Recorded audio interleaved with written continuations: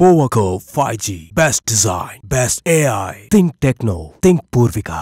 Israel மற்றும் Iran இடையிலான இந்த போர்ல அமெரிக்கா இஸ்ரேலுக்கு ஆதரவாக நேரடியாக இறங்கணுமா? இது தொடர்பாக ஒரு முக்கியமான ஒரு அறிவிப்பை வெள்ளை மாளிகை வெளியிட்டிருக்காங்க. இந்த வெள்ளை மாளிகையினுடைய இந்த அறிவிப்புக்கு முன்னாடி அமெரிக்காவினுடைய தேசிய புலனாய்வு துறையினுடைய தலைவரான துளசி கார்பெட் ஒரு முக்கியமான ஒரு வீடியோவை வெளியிட்டிருக்காங்க.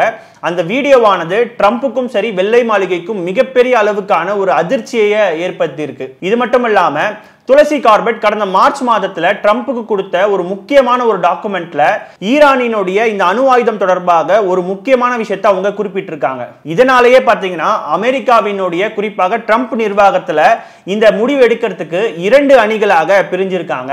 இந்த போர்ல குறிப்பாக இஸ்ரேலுக்கு ஆதரவாக அமெரிக்கா களம் இறங்கினால் அது ட்ரம்பினுடைய நிர்வாகத்துல எந்த மாதிரியான ஒரு சிக்கலை ஏற்படுத்தும், ட்ரம்பினுடைய நிர்வாகத்துக்குள்ள நடக்கக்கூடிய அந்த விவாதங்கள் என்ன, இந்த காணொலியில நம்ம தெளிவா பார்க்கலாம். Periyar Maniammai institute of science and technology, Thanjavur. Aerospace engineering with specialisation in unmanned aerial vehicle. Israel மற்றும் ஈரானுக்கு இடையிலான இந்த மோதல் இன்னையோட கிட்டத்தட்ட ஒரு வாரம் முடிவடைஞ்சிருக்கு. தொடர்ச்சியான ஒரு தாக்குதல் இரண்டு தரப்புல இருந்தும் நடைபெற்று கொண்டிருக்கு. இந்த தாக்குதலுக்கு ஒரு மைய புள்ளியாக இருக்கிறது இஸ்ரேலுக்கு எதிராக ஈரான் அணு ஆயுதம் தயாரித்துக் கொண்டிருக்கு அப்படின்னு சொல்லி இஸ்ரேலினுடைய பிரதமர் பெஞ்சமின் நெத்தன்யாகு ஒரு முக்கியமான குற்றச்சாட்டை வச்சிருந்தாரு. ஆனால் பெஞ்சமின் நெத்தன்யாகுவினுடைய இந்த குற்றச்சாட்டுன்றது பாத்தீங்கன்னா 1993ஆம் ஆண்டிலிருந்தே தொடர்ச்சியாக வச்சுக்கிட்டு வராரு. இந்த நிலையில ஈரான்ல உண்மையாகவே அணு ஆயுதம் இருக்கா அப்படின்றத பத்தி அமெரிக்காவினுடைய புலனாய்வுத்துறை தலைவர் துளசி கார்பெட் ஒரு முக்கியமான ஒரு அறிக்கையை ட்ரம்புக்கு கடந்த மார்ச் மாதமே கொடுத்திருந்தார்.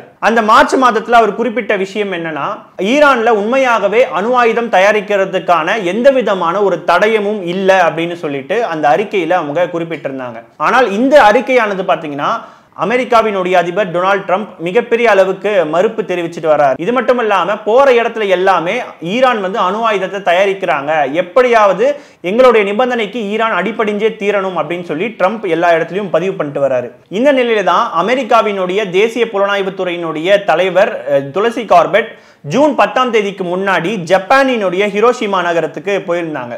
அந்த ஹிரோஷிமா நகரத்துல பாத்தீங்கன்னா இரண்டாம் உலக போர் காலகட்டத்தில் அமெரிக்கா வீசிய இந்த அணுகுண்டின் மூலமாக என்ன மாதிரியான பாதிப்புகள் உண்டாயிருக்குன்னு சொல்லிட்டு ஜூன் 10ஆம் தேதி அன்னைக்கு தன்னுடைய இன்ஸ்டாகிராம் பக்கத்துல ஒரு காணொலியை வெளியிடுறாங்க. அந்த காணொலியில அமெரிக்கா வீசிய இந்த அணுகுண்டின் மூலமாக என்ன மாதிரியான பாதிப்புகள் ஏற்பட்டிருக்கு, அந்த நேரத்திலேயே அமெரிக்கா வீசிய குண்டுனால 3 லட்சத்துக்கும் மேற்பட்ட பொதுமக்கள் இறந்திருக்காங்க. பலருமே வாழ்நாள் முழுவதுமே பாத்தீங்கன்னா கை கால் இழந்து மிகப்பெரிய அளவுக்கான பாதிப்புகள் உண்டாகியிருக்காங்க. அப்போ இந்த அணு ஆயுதத்தின் மூலமாக ஏற்படக்கூடிய ஆபத்துகள் என்ன அப்படின்றதையும் துளசி கார்பெட் அந்த காணொலியில தெரிவிச்சிருந்தாங்க. இந்த ஒரு விஷயமானது ட்ரம்பினுடைய நிர்வாகத்துக்கு மிகப்பெரிய அளவுக்கு எரிச்சலை ஊட்டக்கூடிய ஒரு விஷயமாகவும் இருக்கு. ஏன்னா அமெரிக்காவை பொறுத்த வரைக்கும் ஹிரோஷிமால போட்ட அந்த குண்டானது இப்போ வரைக்குமே ஒரு கருப்பு பக்கமா இருக்கக்கூடிய சூழல்ல துளசி கார்பெட் இந்த ஒரு விஷயத்தை குறிப்பிட்டதன் மூலமாக அது அமெரிக்காவுக்கு மிகப்பெரிய அளவுக்கான அவமானம் ஏற்படுத்தக்கூடிய ஒரு விஷயமாக அவங்க கருதுறாங்க. இன்னும் சொல்ல போனோம்னா ஈரானுக்கும் இஸ்ரேலுக்கும் நடக்கக்கூடிய இந்த பதற்றம் தொடர்பாக ஜூன் 8ஆம் தேதி அன்னைக்கு அமெரிக்காவினுடைய மேரிலாண்டில் ஒரு முக்கியமான ஒரு ஆலோசனை கூட்டமானது நடைபெறதாக இருந்தது. ஆனால் அந்த கூட்டத்தில் துளசி கார்பெட் கலந்து கொள்ளவே இல்லை. ஏன்னா ஏற்கனவே அவங்க கொடுத்த ஒரு அறிக்கையை ட்ரம்ப் மறுத்திருந்தாரு. இது மட்டும் இல்லாம போற இடத்துல எல்லாமே துளசி கார்பெட்டினுடைய இந்த கருத்தை அவர் மறுத்து பேசிட்டு இருந்தாரு. இந்த நிலையில தான் ட்ரம்புக்கும் துளசி கார்பெட்டுக்கும் இடையில மிகப்பெரிய அளவுக்கான ஒரு பனிப்போர் அப்படின்றது உள்ளுக்குள்ள போய் கொண்டிருக்கு. துளசி கார்பெட்டை புறக்கணிக்கக்கூடிய விஷயங்கள், இந்த ஈரான் மற்றும் இஸ்ரேல் இடையிலான இந்த மோதல் குறித்து பல்வேறு விதமான ஆலோசனை கூட்டம் அப்படின்றது நடைபெற்றது இல்லையா, பல விஷயங்கள்ல துளசி கார்பெட்டை ஒதுக்கியே வச்சிருந்தார் அமெரிக்காவினுடைய அதிபர் டொனால்ட் ட்ரம்ப். இந்த ஒரு பேச்சு பாத்தீங்கன்னா அமெரிக்காவினுடைய அரசியல் வட்டாரங்கள்ல மிகப்பெரிய பேசு பொருளா ஆனதுக்கு அப்புறமா அமெரிக்காவினுடைய துணை ஜனாதிபதியான ஜேடி வான்ஸ் ஒரு விஷயத்தை குறிப்பிட்டிருந்தாரு.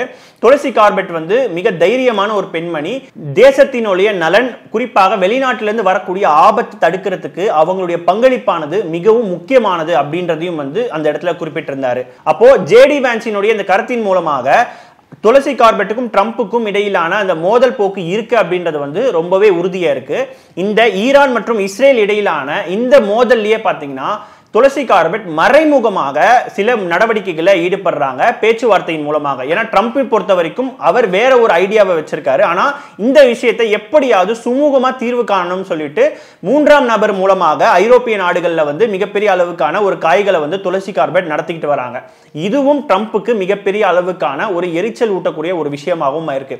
துளசி கார்பெட்டை பொறுத்த வரைக்கும் அவருடைய கடந்த கால அரசியலை நம்ம பார்த்தோம் அப்படின்னா 2002 இருந்து 2022 வரைக்கும் ஜனநாயக கட்சியில வந்து அவங்க இருந்தாங்க. ஆனால் கடைசியாக ஜோ பைடன் அவங்களுடைய ஆட்சி காலத்துல அவங்க எடுத்த நடவடிக்கை வந்து பலவும் வந்து அவங்க பிடிக்காம அதுல இருந்து வெளியில வந்து டொனால்ட் ட்ரம்புக்கு ஆதரவு கொடுத்தாங்க. இன்னும் சொல்ல போனோம்னா ஜோ பைடன் அவங்களுடைய ஆட்சி காலத்திலும் சரி அல்லது அமெரிக்கா கடந்த காலத்துல வெளிநாட்டுல செய்யக்கூடிய ராணுவ நடவடிக்கைகளா இருக்கட்டும் அல்லது வெளிநாட்டுல போய் தலையிடுறதா இருக்கட்டும், இந்த எல்லா விஷயத்திலுமே துளசி கார்பெட் மாற்று கருத்தோடு தான் இருந்தாரு. அந்த அடிப்படையில தான் இப்போ நடக்கக்கூடிய இந்த இஸ்ரேல் மற்றும் ஈரான் இடையிலான இந்த மோதல்லையுமே துளசி கார்பெட்டுக்கு மிகப்பெரிய அளவுக்கான ஒரு மாற்று கருத்து இருக்கிறதையும் அந்த இடத்துல அவர் பதிவு செய்யறத தவறல. இப்படி அமெரிக்காவில் ஒரு பரபரப்பான சூழல் போய்கொண்டிருக்கிற சூழல்ல தான் அமெரிக்காவினுடைய வெள்ளை மாளிகை ஒரு முக்கியமான விஷயத்தை அறிவிச்சிருக்காங்க.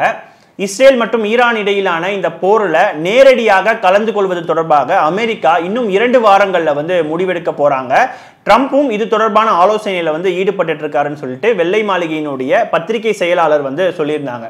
அமெரிக்காவை பொறுத்த வரைக்கும் 2 விதமான ஒரு வியாபாரம் நடக்கக்கூடிய ஒரு தளமா இருக்கு. ஒன்று ஆயுத வியாபாரம் அப்படின்ற விஷயமா இருக்கட்டும் அல்லது பொருட்கள் சார்ந்த ஒரு வியாபாரமா இருக்கட்டும். இந்த மாதிரி 2 பிரிவா இருக்காங்க. இப்ப ட்ரம்பினுடைய நிர்வாகத்திலுமே பாத்தீங்கன்னா இந்த 2 பிரிவினரும் இருக்காங்க. ஒரு பிரிவினர் பாத்தீங்கன்னா போரை வந்து விரும்பக்கூடிய ஒரு நபர்களாக இருப்பாங்க. இவர்களை பொறுத்த வரைக்கும் அமெரிக்காவில் இருக்கக்கூடிய ஆயுத நிறுவனங்கள்ல அவர்கள் வந்து அதிக அளவுக்கான முதலீடுகளும் வந்து செஞ்சிருப்பாங்க. அப்போ அமெரிக்கா வந்து இந்த போர்ல ஈடுபடுவதன் மூலமாக அதிக அளவுக்கான ஆயுத வியாபாரங்கள் அப்படின்றது ஒரு பக்கம் நடைபெறும். இப்படி போர் அப்படின்ற ஒரு விஷயம் நடந்தால் இந்த நிறுவனங்களுக்கும் சரி இந்த நிறுவனங்கள்ல முதலீடு செஞ்சவங்களுக்கும் சரி மிகப்பெரிய அளவுக்கான லாபங்கள் அப்படின்றது ஒரு பக்கம் இருக்கும். இன்னொரு பிரிவினர் நம்ம பார்த்தோம்னா அமெரிக்காவில் இந்த மாதிரி சர்வீஸ் செக்டார்ல இருக்கக்கூடிய நிறுவனங்கள், குறிப்பாக எலன் மஸ்க் போன்ற தொழிலதிபர்கள் இருப்பாங்களே, இப்போ அவர் வந்து ஆதரவு தெரிவிக்கல, ஆனால் எலன் மஸ்க் போன்ற பல தொழில்நுட்ப நிறுவனங்களை சேர்ந்தவர்களும் ட்ரம்பை வந்து ஆதரிப்பாங்க. இவர்களினுடைய நிலைப்பாட்டை பொறுத்த வரைக்கும் உலகத்துல போர் இல்லாத ஒரு சமயம் இருந்தா மட்டும்தான் அவர்களுடைய பொருட்களானது அதிக அளவுக்கு வந்து வியாபாரம் நடக்கும். குறிப்பாக ஐபோன் மாதிரியா இருக்கட்டும் இல்லது வந்து அமேசான், வால்மார்ட் போன்ற நிறுவனங்களா இருக்கட்டும், ஒரு நாட்டுல வந்து போர் இல்லாத ஒரு சமயம், அதாவது அந்த நாடு மட்டும் இல்லாம அந்த நாட்டில் போர் நடக்கிறதுனால மற்ற நாடுகளுக்குமே மிகப்பெரிய அளவுக்கான பொருளாதார சிக்கலும் வந்து ஒரு பக்கம் ஏற்படுது. ஸோ இதை தவிர்க்கும் விதமாக ஒரு பிரிவினர் வந்து போர் வேண்டாம் அப்படின்ற ஒரு நிலைப்பாட்டில் இருக்காங்க. இதை தாண்டி ட்ரம்பினுடைய கட்சியினரே பார்த்தீங்கன்னா பல்வேறு விதமான மாற்று கருத்துக்களும் இது தொடர்பாக வைக்கிறாங்க. அமெரிக்காவினுடைய அதிபர் டொனால்ட் ட்ரம்ப் இந்த தேர்தல் பிரச்சாரத்திலே சொன்ன ஒரு விஷயம் என்னன்னா, மேக் அமெரிக்கா கிரேட் அப்படின்றது தான். அதாவது அமெரிக்காவை வந்து மீண்டும் சிறந்த நாடா வந்து மாற்றணும் அப்படின்றது. இது மட்டும் இல்லாம அமெரிக்கா ஃபர்ஸ்ட் அப்படின்ற ஒரு விஷயத்தையும் வந்து ட்ரம்ப் குறிப்பிட்டிருந்தாரு. அப்போ இவ்வளவு நாள் அமெரிக்காவினுடைய நிலைப்பாடா இருந்தது என்னன்னா, வெளிநாட்டில் போயிட்டு பஞ்சாயத்து பண்றது, அந்த நாடுகளுக்கு வந்து ராணுவ உதவி கொடுக்கறது அல்லது அமெரிக்காவினுடைய ராணுவத்தை அங்க அனுப்புறது, இந்த மாதிரியான எந்த விஷயத்தையும் நான் செய்ய மாட்டேன், அமெரிக்கா வளர்ச்சின்றது தான் என்னுடைய முதன்மையான நோக்கம் அப்படின்னு ட்ரம்ப் அவர்கள் குறிப்பிட்டிருந்தார் இல்லையா.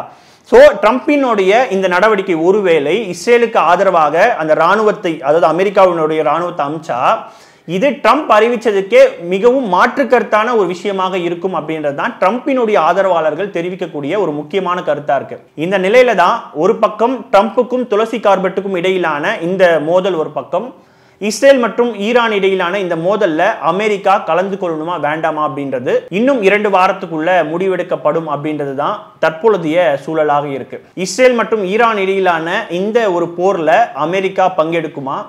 துளசி கார்பெட்டினுடைய இந்த கருத்து குறித்து உங்களுடைய கருத்துக்கள் என்னன்றதை கீழே கமெண்ட் செக்ஷன்ல சொல்லுங்க. தொடர்ந்து இணைந்திருங்கள். இது உங்கள் மின்னம்பலம். நான் விஷால் பொலிவர். நன்றி, வணக்கம். Powerco 5G, best design, best AI. Think Techno, think Purvika. Periyar Maniammai Institute of Science and Technology, Tanjavur. Aerospace engineering with specialization in unmanned aerial vehicle. மின்னம்பலம்.com, தமிழின் முதல் மொபைல் பத்திரிகை.